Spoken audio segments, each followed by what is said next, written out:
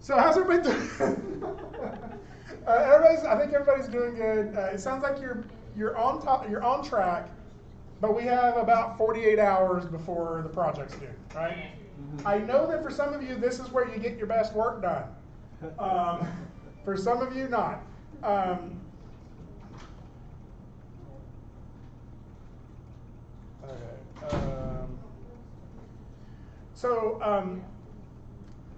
So what I wanted to talk about today is really just this home stretch, getting from where we are right now to finished, right? And everybody's at a different stage, so I thought the easiest way to do this was for me to walk through my last few steps that I kind of go through, right? The first thing I wanted to talk about though before I do that is anybody running into gimbal lock or even know what I'm talking about when I say gimbal lock? No. Okay. What's gimbal lock? What is gimbal lock? Oh, lock. With the rig. Is that where stuff starts popping and it's really annoying and you can't fix it? You know what I'm saying? Like jerky. Oh, like your mesh like popping around everywhere? I don't know, yeah. It's really usually where something starts to wobble. But I'll kind of explain the details. I think maybe the popping thing is like the elbows popping. Well, that I had like my knee and it was just like really weird. Yeah, so if it's your knee, that may be IK pop, or it may be that if the mesh is like popping off the rig and then popping back, that may be a different issue. No, gimbal lock is it's a term that people use to talk about when all of your axes sort of start to get messed up. I gotta wait for that menu to pop up. Any minute now. I hate this menu. This little thing that pops up right here. This is terrible. I hate this thing. Go away. Someone else in one of my other classes just thought that Maya was broken because she didn't know that there was that menu. Such pain.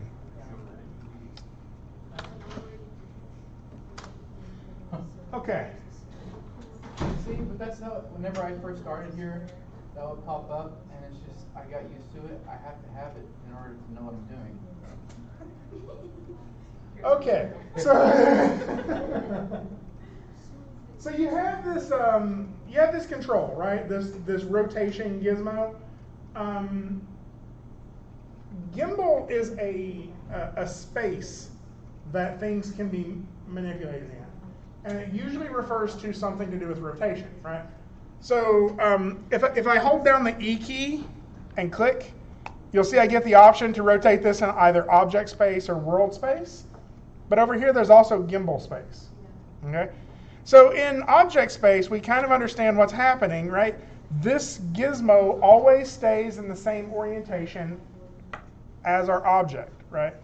If I rotate in my y-axis, watch what happens to my x-axis. Now it's pointing in a different direction, right? And if I rotate in my x-axis, that changes. So gimbal space is a little different, right? And actually, the annoying part about it is the curves that are being calculated are actually being calculated in gimbal space. So if I hold down E again, and I go to this gimbal option, right? Watch what happens when I rotate. Can you all see that? Like, you can't really see those colors very well, can you?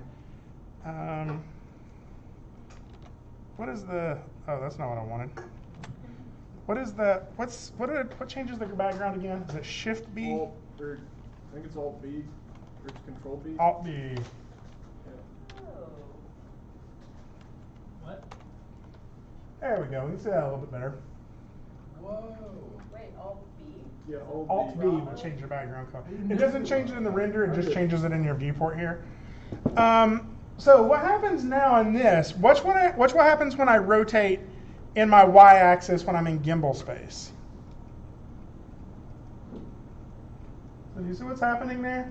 X and Z are now there, right? Which is great. That means I can rotate it in this direction for X or Z, and I get the same thing. But if I need it to roll this way, I don't have a control I can grab a hold of anymore, right? So what that means is if you rotate your character in a way that the rig is not anticipating, sometimes your curves can start to really mess up. It's not something you're doing wrong. It's something that works in the way that you've rigged this. And you'll see some rigs that give you an option to change the rotation order. But what usually happens is when you create a rig, you assume that the animator is going to be rotating something in one axis more than the other, right? And that's the rotation order you want to calculate first, right? If your character is going to be rotating forward and back more than anything else, then you calculate that x-axis to rotate forward and back first, and then maybe the y-axis to get this side-to-side rotate, and then you would calculate the z-axis last. So what we're seeing here is a rotation order that that is kind of getting messed up, right? We chose y as our final rotation, and that's the first thing I did was rotate in y, and so now my x and z are less useful, right? So what that means is sometimes you'll see this on a character's hips, is if you bring your character into the scene, and then you have your character animating, and they turn 90 degrees, then suddenly you have a hard time animating them rotating in this direction, right? And the curves don't seem to make sense. That's called gimbal lock. It's that you are now unable to get your character to rotate in that axis because that curve is kind of shifted around to being the same curve as another axis. I bring this up because you will run into it and you'll ask me how to fix it. And the answer is, you can't. There's nothing you can do. The answer is, you have to work through it, right? You think they've come up with something by now? Well, there are lots of methods you can use to work with it, right? We can use animation layers to sort of get that last little bit of rotation we want. You can just, the method I usually use is just sort of brute force keying it. Like I just put a keyframe literally on every frame to get the exact rotation I want. Because I can still rotate this in the axis I need to. I just can't in gimbal space, right? I have to go to, what am I doing? I have to go to local space to rotate it. But by rotating it, what I'm really getting is these two really crazy numbers on my X and my Z. And so that curve will look all over the place, right? Sometimes the Euler filter will help some, but sometimes it won't. So I really just wanted to bring this up in case you run into it where you're in the graph editor and you adjust two different channels and they both seem to be adjusting the same thing. Congratulations, you've experienced your first gimbal lock. There's some other things you'll see. Some rigs have tools to help you address this. So if you have a control that has an option to let you choose different rotation orders, sometimes that helps. If you have a control that, some rigs have multiple controls for the same thing. Like you may have two different sets of root controls, and the reason for that is at some point you'll get in gimbal lock and you'll just start animating with the other hip control, right? And it's like once you've messed that one up, start with the new one, right? And so half of your animation you'll be using one hip control, and the second half you'll be using the other. There's a lot of little tricks to it. I know some people who have created rigs that are gimbal sort of independent, but it's really complicated on how they had to do it, and so most rigs don't do that. Really, the answer is most people just work through the gimbal lock.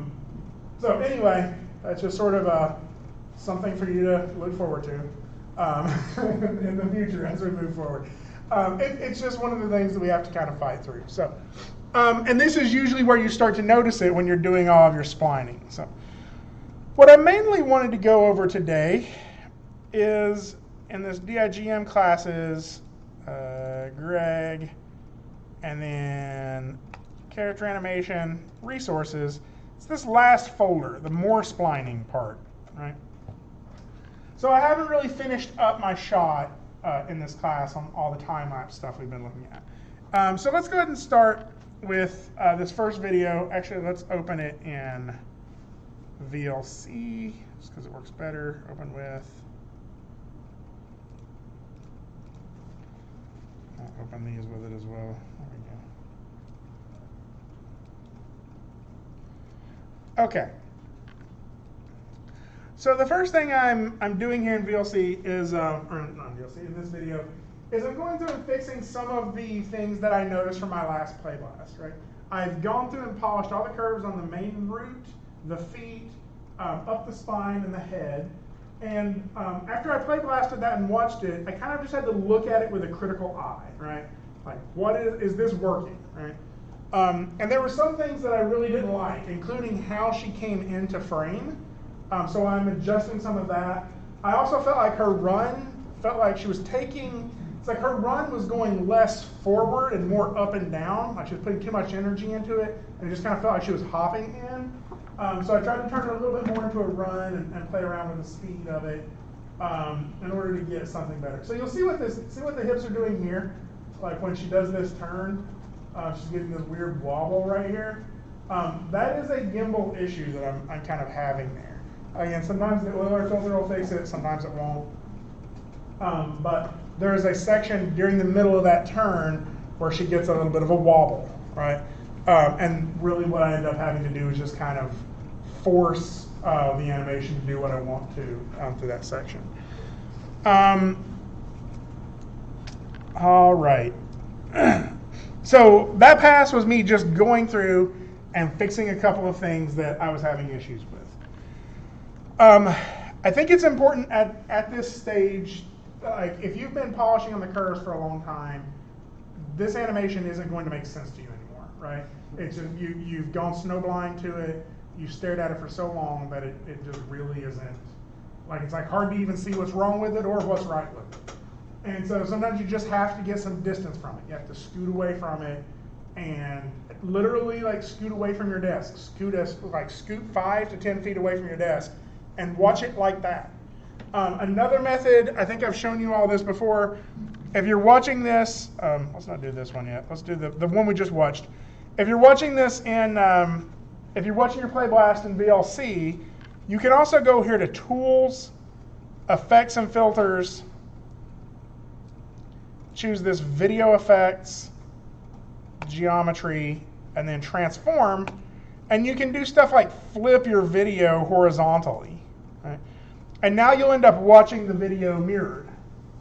So by doing this, you're able to see the animation sort of with new eyes, right? So instead of how you've been staring at it over and over again like this, you'll be able to watch it like this, and you'll be able to see things that you maybe didn't notice before. Stuff like your pose that looked great this entire time. When you look at it, you'll be like, that wasn't what I was going for. Like the head's too far to one side, right? And you'll just start to see things that you didn't see before. So this is a nice technique to help you get like a fresh perspective on it. Is just mirroring. Right? You can do this in Premiere as well, but this is sort of a quick way of doing it. And the cool thing about it is, as long as this is still open, you can just uncheck Transform and go back and keep watching it the way you were.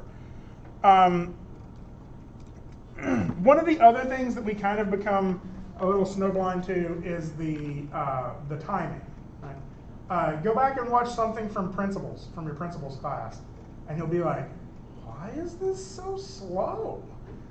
It's because you worked on that thing forever, and the timing just started to look right when you stared at it for 5 hours. Right? The same thing with old projects you've done from any class. Timing is one of those things that we adapt to, and if we sit there and watch something that's too slow over and over and over and over again, eventually it starts to feel right. It starts to feel correct. And so you kind of have to force yourself to think about timing, right? Like to sort of set that aside, and instead of thinking about timing as like an element of everything else, you would think about timing as its own thing, right? And do a pass that is just fixing the timing. So that's what I do here. One of the things you'll see me do, and I'll show you the tool here, is this tool right here. These three little lines here at the bottom. That's the retiming tool. And when I turn that on, you'll see I can double click and insert these edit points, right? And I can add more, and these will allow me to slide and manipulate sections of the graph editor. Now I will say there are some rigs that this goes really slow with. It's just depending on how the character was rigged, sometimes it gets more complicated, or it gets more taxing on the computer to calculate these changes. And so you can see I'm putting little things everywhere here just so I can kind of change the entire timing. I'm speeding some parts up, making other parts slower. You can do this in your timeline if you would like. Like if the retiming tool doesn't work for you, just select sections of your timeline and you can do it that way. Now, one of the things you may have just noticed that I did is after I've done all of that retiming, I'm scaling proportionally, right? So if I have a keyframe on frame 1, 5, and 10, and I grabbed all of those and I scaled that whole thing down to 5 frames long instead of 10 frames long, now I have a keyframe on 1, 2.5, and 5. And that one that's on 2.5 is useless, right? Like there's nothing I can do with a keyframe on 2.5 because I can't scrub to frame 2.5. I can only scrub to frame 2. And if I go to frame 2 and start making changes, I'm making changes to a keyframe on frame 2, not on frame 2.5. So I have to snap those to whole keyframes. Now Maya 2020 has an option to auto snap that you can turn on in the timeline here. If we go right here, right click, we can turn on auto snap keys, and that will help. But just in case, what I usually do is I highlight everything, right click, and just click on snap right there. And that will snap everything to a whole keyframe and make it usable again. That's something you have to do after you do your retiming, right? So after doing all of that in here, you'll see after I do all that retiming, that's one of the last things I do right here at the end. I highlight everything on the timeline, and you'll watch them apparently not. I can go back far enough, I guess.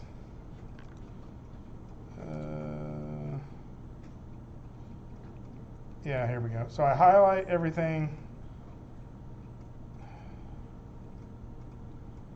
Do I? There it is, and snap it, right? I don't know why I felt the need to prove that to you. I really do it.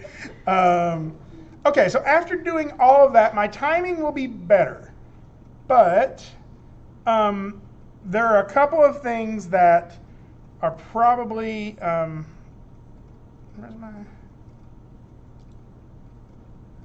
there's probably going to be a couple of things that just retiming it messed up, right? So if I've gone through that and edited all my curves, I had these nice bell curves and stuff like that, and then I scaled them and the tangents and everything warped those shapes a little bit. So there's a couple of places where I know I need to fix that. So for example, like this curve here, like that's not as smooth anymore. And so you'll see that what I do is just going in there and making a little bit of changes to that to make that transition a little bit more like I wanted it to. Mostly what I did in this case is I made sure that it worked on the hips, and then I think I also did a little bit on the feet. Something that is important at all of these stages is that you don't have to stay tied to any of these decisions, right? Save your choice or save your changes, right? Or save your file before you make changes, and then if you make some changes and they don't work out, then just go back. Right? And I think that ability to do that, I worry that sometimes people are too cautious in their animation, right? You should be bold. You should try something drastic. Like try a drastic change if you are suspecting it's the right thing to do, right? It may be hard, but you should trust future you to be able to do it, right? The you that exists 5 minutes from now is slightly smarter and more experienced than you are right now. They're going to be able to handle it, right? And if not, trying that is where they will gain that experience. Are you suggesting that maybe that's not true? What if future you is sleep deprived and has suffered a concussion? I don't know what you're doing at these computers. You're animating too hard if you suffer a concussion at the computer. Well, sleep deprivation is not abnormal for us. You are right. You are right. That is sometimes the case. But trust that I think that that's one of the things that people are like, I'm worried to move that keyframe. What if I mess it up? And I'm like, what if you don't? What if you make it better? Right? Like, try it and see. The worst thing that has to happen is you hit Control Z. That's if you're saving iterations of your file, right? Obviously, you can save over a file and make that mistake. But I think being afraid to try something bold is really sometimes why people end up with kind of vanilla shots, right? Like a hard change is something that is that you're going to get something from in terms of knowledge, and you are possibly going to make your shot better. So. At any point, like in here, you'll see me do it where my character's lands and I'm just unhappy with how the foot looks. I just start reposing the foot, right? I'm just assuming that what I'm seeing right now is not right. I'm gonna use my skill and knowledge to make it better, right? And I just plow forward doing that. It's scary and I think it's worth admitting that you will sometimes mess up and have to go back. But there's also another tool within Maya here that can be a little helpful on this. I don't use it very often, but I had several students who do. So I'm just going to make some animation here really quick. This thing. If I go to, let's see, show.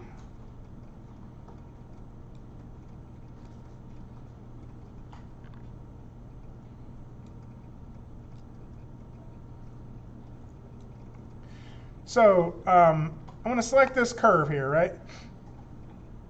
It's this thing right next to the break tangents, these two things here.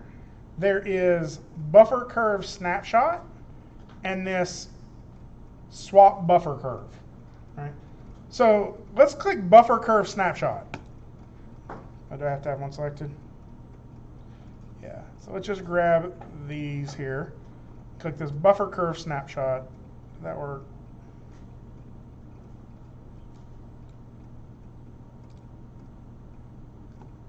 Oh, it does work. Okay, so it worked. I don't know why I was still seeing the error. So what this is this allows me to go in here and change my curve and still see what my previous curve was, right? So I can go in here and do all sorts of stuff. Add key tool, something like this, right? Really change this. And you can still see the faint outline behind there. Can y'all see that? Of where my curve used to be. And if I do all that and I hit play, and I'm like, you know what? I don't like that as much. I want to go back. I can click this other button right behind it, and it will swap to my buffer curve, right? And I can choose to keep that one instead. Right? This is the motion for that. And if I'm like, oh, I like that, then I'll just uncheck that first button, right? So this will allow me to make some edits to that curve and see if I make it better before moving on to the next thing. Right. So hopefully this will let you be kind of bold when you're working there. So from there, I start splining the arms. This means I'm doing the same thing that I was doing in all of those other splining passes where I was splining the hips, I was splining the spine, the head, right? I'm going through every channel on the arms, starting with the clavicle, going all the way down the shoulder, the elbow control, and the hand control. And I'm making sure that this curve does exactly what I want it to do. You'll see in some of these, I'm pushing the pose a little bit with the curve. Some of them, I'm just making the transitions happen more smoothly. I'm always kind of thinking about what the whole hand is doing. So that means in times, I'm even going back in and adding more keyframes and posing within the viewport in order to make sure the hands are doing what I want them to do. Right? So this has came up a few times with a few people. Be aware of the difference in FK and IK. The way I'm polishing my curves here or splining my curves here does not apply to IK. And I think a lot of people are so used to FK, they think that you can use it for every situation. And there are times when you need IK, and there are some people who just like to work in IK more, right? So one of the examples, if your character needs to have their hand stop somewhere and stay there, you need to be an IK for that. It either means you need to transition from your FK arm beforehand into that IK pose so we can lock it down, or maybe you just want to try to animate the entire thing in IK. I think a lot of people think IK is the bad one. What it really is that FK you can get some overlapping action sort of built in by just offsetting stuff. IK, you have to sort of make it feel like overlapping action is happening. And so it's a little harder for me, but that doesn't mean it's harder for you. You may like it better. I know professional animators, animation leads, like animation directors, who animate exclusively in IK all the time. What that means, though, is that you don't get those arcs for free. You kind of have to pose the arcs in order to get them. Right? So as you'll see, what I did, though, is I splined all the way down the arm, all the way to the hand, through both of these. Now, there are times where I'm offsetting keyframes, but I'm not offsetting whole sections of the arm at one time. I'm just offsetting one or two keys at a time if I need to, in order to have them hit where I want them to. So this is what I end up with after this pass.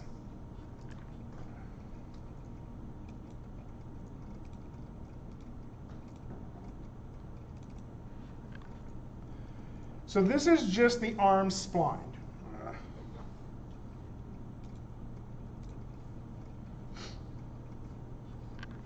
So I still see a couple little hitches here and there that I could work on, but this is the pass with the arms kind of cleaned up and hopefully reading more clearly. Now the thing to notice is, even though I got some overlapping action built into it, there's still a lot of stiff poses, like the way she hits that end pose. Even though it's a little squishy, it's still, everything's kind of happening at the same time, right? So I do notice a couple of little things from watching this. Watch as she runs up to the tree here, like the way her foot that steps onto the tree kind of pops right beforehand. So there's some stuff I noticed there. So, yeah, it's got a little pop right before.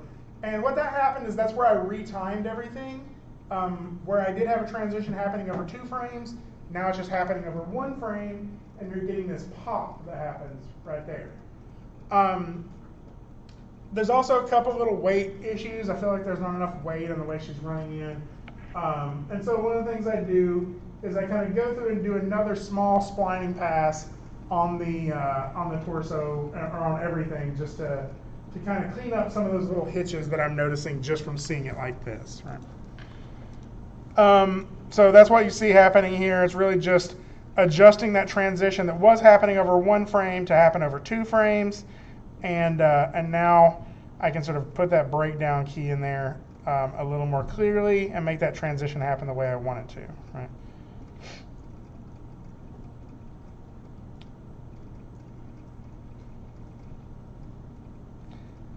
Now you'll see that I'm periodically just play blasting so I can watch it and see everything in it. So that little blue line that sort of grows along the bottom of your timeline, that's in order to tell you that Maya has cached your file and you should be watching it in real time at that point. But if you had to change your playback from parallel to DG, that won't work anymore. And you will also probably not be able to play it in real time. So that's actually, it's annoying, but it's not uncommon. In fact, there's a lot of instances just throughout history where you couldn't expect to see it play back in real time in the viewport. That's what Playblast is for, so you can Playblast it and see it playing the way it should be playing as a video. Okay. So after doing all of that, this is where my animation is. I still have some issues with this, but one of the big things I notice is still that offsetting stuff. Now I think it's important to recognize I haven't offset anything yet as a whole system, right?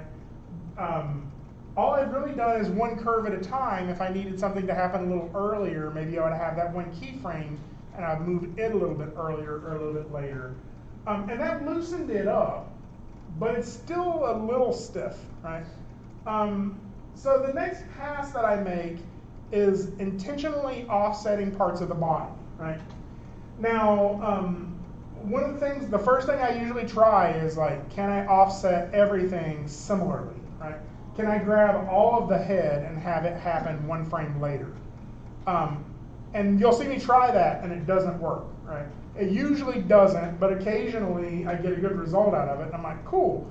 But what it does let me do is just see what happens when the head hits later or hits earlier. Usually I will offset the upper chest and the head from the hips, right? So let's see this happen here when I start offsetting. Yeah, so you're seeing me select all those things. I just select them all and have them happen one frame later, and you'll see that all sorts of things kind of mess up on it. I don't know if you can see it in real time. Her neck breaks like in the middle of that flip. And so it's pretty much easy to see that a blanket offset is not going to work. I'm going to have to offset certain parts of my animations at certain times, right? At some times I want it to feel like the head is leading. At other times I want it to feel like the head is following through. And then actually during the flip part, while she's up in the air, I have posed that so meticulously that I want it to stay exactly the way it is. I don't offset anything on that, or not very much at least. So up the spine, I'm offsetting some stuff. Down the arms, I do some offsetting, just to make stuff happen a little bit later. But definitely at the end, when she lands, I want some follow through to happen and for everything to kind of settle. Again, following that splining checklist that I gave you all, it's up on the network still yet. I'm offsetting parts of the arm from each other for lead and follow. And then I'll also, in sections of it, offset the entire arm system from the other just so they don't hit at exactly the same time. So like her left arm may hit a little earlier than her right arm or something like that. By doing this, I'm going to mess some stuff up. Some stuff is going to break a little bit. I'm not going to be as happy with my silhouette or whatever. But it's going to hopefully help it. You'll see that I Playblasted it. There was some parts I still felt like needed some more. And so I'm just kind of looking at it to see how I can make it better. And you can see here that that's what I'm trying to do is get that arm and everything to kind of offset a little differently. The last thing I'm kind of doing is after you get that offset, sometimes some of your poses go a little too extreme or feel a little too overlappy. And so this is me kind of going through and working with that. So this is where I ended up. This is where I stopped offsetting. Now there's still a couple of little things I see that I want to work on. I feel like right before she jumps, the animation kind of slows down right there just a little bit. And I want to adjust my timing there just a little bit. It may not even be a full timing, it may be easing. She may be easing into that pose a little too much, and I just need to change one of the curves a little bit. And I honestly think there's probably room to get a little bit more work on the arcs, right? The arcs for her hands and stuff like that. I also haven't done anything on her fingers other than the basic posing, so there's no overlapping action on the fingers or anything like that. You can see it as she sort of snaps back into her end pose. You can see it on her hands a little bit. You get that like sort of settle and stuff. And also I think the sort of the noticeable thing that keeps this from feeling really polished, stuff like her hair and her face and her mouth are still a little too static, right? So these are all my my to-do list of where I would like to take this. There's a phrase you all have heard me use before probably though, which is, it's never done the next slide. Anybody? Just run out of time, right? I ran out of time. You're going to run out of time in 48 hours, and it's going to be where it is, right? Like there's nothing that that you can do about the past, right? There's just what you can do about the upcoming future, right? But in the end, it's always going to be that, right? You're always, like, no matter how good it is, I could still spend another 5 hours on it and make it better. So you start to see diminishing returns for that time you're investing in it. And production schedules, planning, all of those things kind of dictate that you have to stop eventually, right? And that's why we have a due date on this. We could honestly work on this one project all semester and it would get better every time, hopefully. Instead, we're going to stop it at this point, right? Or at that point when you turn it in. Recognize that there will still be things you probably need to fix on it, right? Try to get it as close to somewhere where you're happy with it as possible, right? If you can get to the point where you've checked off all of the things that really annoy you, then you can live with it, right? If you're still annoyed with a bunch of stuff on it, then you're never going to be able to listen to somebody else's feedback on it because you're already unhappy with it. Right? Get it to a point to where you're happy with it, where you feel like you've really done something good, and then recognize that there's still stuff that probably could be made better on it, and that's where you ask for critique, right? How can I make this better? You ask people who are going to see it who can't, who haven't been staring at it forever, right? So I'm actually really excited to see where y'all get this. I've been walking around kind of looking over people's shoulders. I feel like there's some pretty cool pieces coming out of this class and the other class. I think it could be interesting if you want to. You could go sort of peek in on the other class and see what they're working on, because that could give you some healthy competition. If you want to try to Parker's setting in on this one, so he can't hear us. He can't hear us. He just missed it.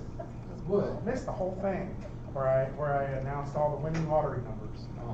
No.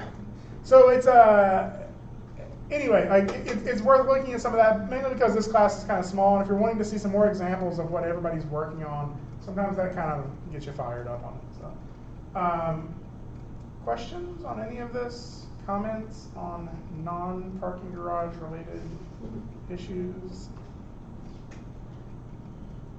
I mean, I have a lot of questions, but they're all exclusively about parking lot issues. Oh, all of them about parking lot. All right, cool. Okay, going once. I know what's going to happen too. I know you all have individual questions. That's cool. What's going to happen is I'm going to go ahead and stop this video in just a minute here. And then I'm going to go ahead and open it up so you all can have some time meeting up with your team, with your groups if you'd like. This is the last time we're going to be meeting before the project's due, so it's a great time to get like some last minute feedback on things you can make better. I'll like that. There's nothing due today, so it's just sort of open time for you to be getting some feedback and to keep working in the class. But otherwise, the rest of the class is yours, and thanks for humoring me. Yes, Parker? Oh, I just needed to. Okay. All right. Let me, I thought you had a question that was like, okay, let me go ahead and stop.